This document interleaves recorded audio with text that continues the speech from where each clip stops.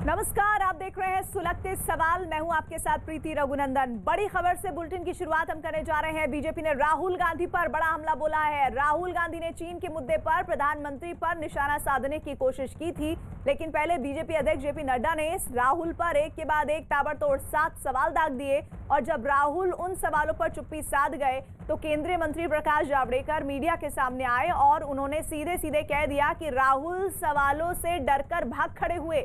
जावड़ेकर ने किसानों के मुद्दे से लेकर चीन तक पर राहुल पर सवालों की बौछार कर दी। सीधे राहुल गांधी आपको सवाल पूछ रहा हूं,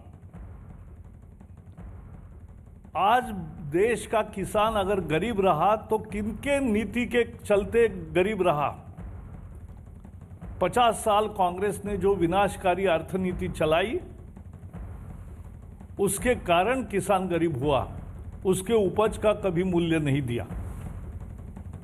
स्वामीनाथन कमीशन ने 2006 में अपनी रिपोर्ट सौंपी, कॉस्ट प्लस 50% का फॉर्मूला दिया। कांग्रेस ने 2014 तक कभी नहीं दिया, उल्टा हर बार मैंने जब सवाल पूछा राज्यसभा में तो जवाब आया था कि ये सिफारिश स्वीकार नहीं की गई है। क्यों नहीं की? तो एक बार फिर से आपको बता दें कि किस तरह से बीजेपी एक बार फिर राहुल गांधी पर हमलावर हुए और इस मुद्दे पर ये सीधे सीधे सवाल पूछे जाने को लेकर मसला है, जिस पर राहुल गांधी से चीन और किसानों के मुद्दे पर सबसे पहले जेपी नड्डा ने सवाल पूछे और जब ये सवालों के जवाब नहीं दिए राहुल गांधी ने, उन्होंने कहा कि जेपी नड्डा कौन है, वो मेरे प्रोफेसर थोड़ी हैं जो मैं उनके सवालों का जवाब देता रहूं। उसके बाद बीजेपी की तरफ से केंद्रीय मंत्री प्रकाश जावड़ेकर ने प्रेस कॉन्फ्रेंस की और उन्होंने कहा कि किस तरह से राहुल गांधी इन सवालों से भाग खड़े हुए हैं।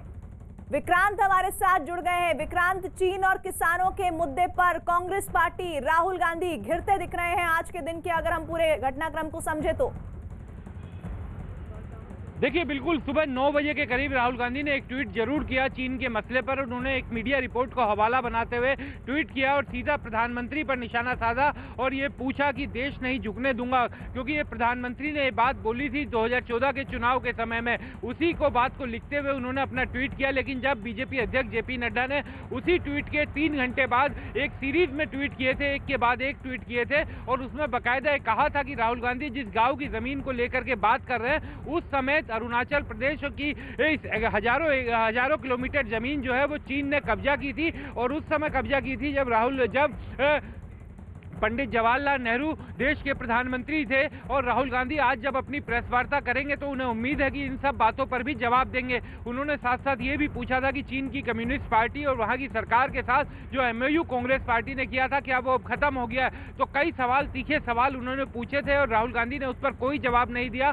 उन्होंने कहा कि जेपी नड्डा उनके प्रोफेसर हैं, तो बीजेपी की तरफ से केंद्रीय मंत्री प्रकाश जावड़ेकर ने बताया कि जेपी नड्डा बीजेपी के राष्ट्रीय अध्यक्ष हैं और उस नाते सवाल पूछे गए थे। और राहुल गांधी जिस तरीके से केवल अपनी बात कह करके आगे बढ़ गए थे वो ये दिखाता है कि उनके पास तथ्य की कमी है। और बीजेपी का सीधा सीधा ये कहना है कि 1962 में जो जमीन पर कब्जा हुआ था राहुल गांधी के नाना पंडित जवाहरलाल नेहरू के रहते हुए, उससे कांग्रेस बच नहीं सकती और वो आरोप हमेशा कांग्रेस के साथ है क्योंकि वो इतिहास में तथ्य है। बीजेपी का साफ ये कहना है कि वो जमीन चीन को बतौर उपहार पंडित नेहरू के शासनकाल के दौरान दी गई। जी, और प्रकाश जावड़ेकर ने राहुल